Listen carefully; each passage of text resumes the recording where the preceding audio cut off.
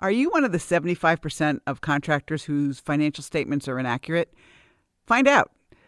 Click on the link in the show notes and you'll get a free P&L and balance sheet check. This is Contractor Sense with Ruth King. Welcome to Contractor Sense. Here you discover ideas, tactics, news, and information that matters to your contracting business and you. I'm your host, Ruth King. This episode is sponsored by Financially Fit Business. Make your financial statements come alive. Turn numbers into impactful graphs in less than 2 minutes. Go to www.financiallyfit.business to get started today. Thank you for joining us. Here is how we will help your business and you. This podcast and next week's podcast celebrate Labor Day. Your field employees' billable hours generate the revenue for your company. Your office personnel support the field so that they can do their jobs effectively and efficiently. Today I'll cover tracking billable hours and the productivity ratio.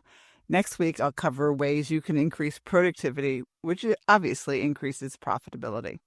Let's get started. Billable hours. It is not the total hours that somebody works in the field. It is the amount of those hours that can actually be billed. So if somebody puts on their time card or in their system that they worked 40 hours, could you bill the customer for all 40 of those hours? Probably not. Some weeks, yes. In the summer, which has been really busy, there have been some weeks that they've actually been billable more than 40 hours because of overtime. But as a general rule, there's vacations and holidays and meeting times and training times and some shop work and things along those lines, which are not billable to the customer.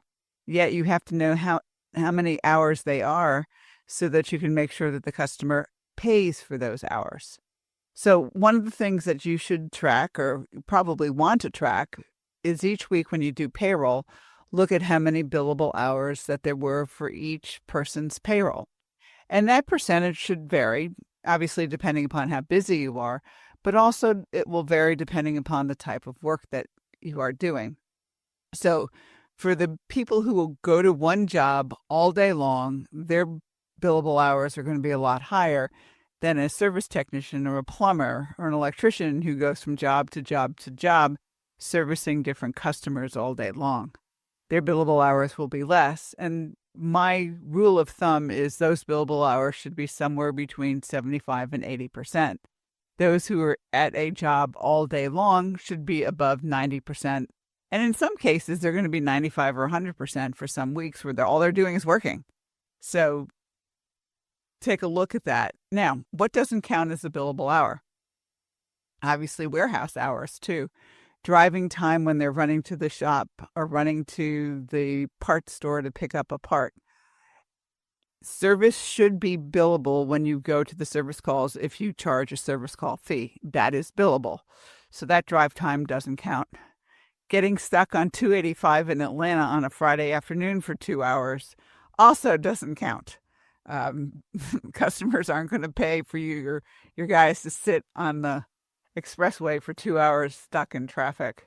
So billable hours, make sure that your billable hours are at least 60%, 70% for service and 85% or higher for all day and replacement jobs. What do you do if your billable hours are like 40% or 50%? First thing I would do is I would actually post them. Just a percentage.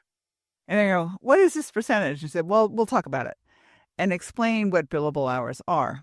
And then you may want to have a contest to go from 50 to 60 and 60 to 70 and 70 to 80 and give them, I don't know, a bonus of X number of dollars if it stays above 60% for a quarter or above 70% for a quarter.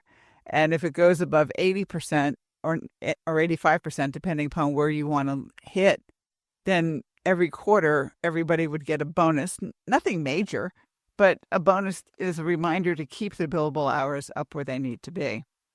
So that's what billable hours is all about. If you would like a template to track your billable hours, just send me an email, and my email address is at the end of this show, and I'm happy to send you the billable hours template. Likewise, I'll be happy to send you the productivity information too from there.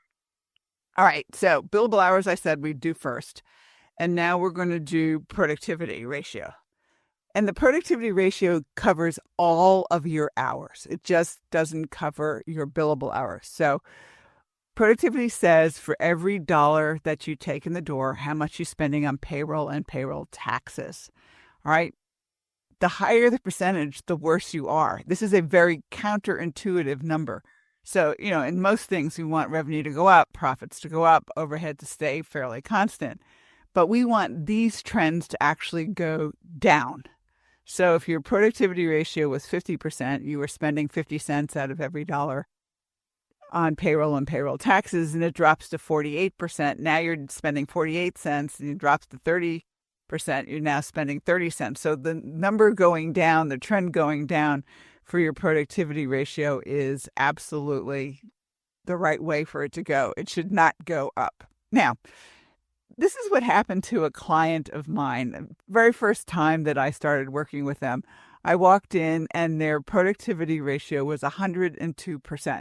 That means you paid $1.02 for each dollar that you brought in the door. Well, this is basically not a good idea. It's a recipe for bankruptcy on a long-term basis.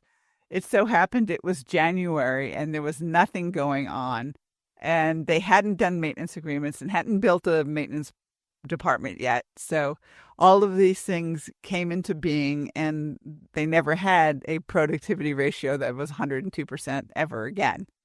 So it can happen. It's not something that you absolutely want to have happen, but it's something that you should pay attention to. And it really looks at the entire company. It just doesn't look at billable hours. It looks at all payroll, field, office, owners, commissions, salespeople, every bit of payroll, plus payroll taxes, FICA and Medicare, unemployment taxes, federal and state. It does not take into consideration workers' comp. It doesn't take into consideration health benefits, 401ks, or any other benefits that you pay. Well, you're going to say, why not 401ks? Well, reality is that 401ks are done out of the goodness of your heart. If a person puts on their payroll that they worked an hour, you have to pay the Social Security taxes on that hour. You have to pay the unemployment taxes on that hour. You don't have to pay a 401k.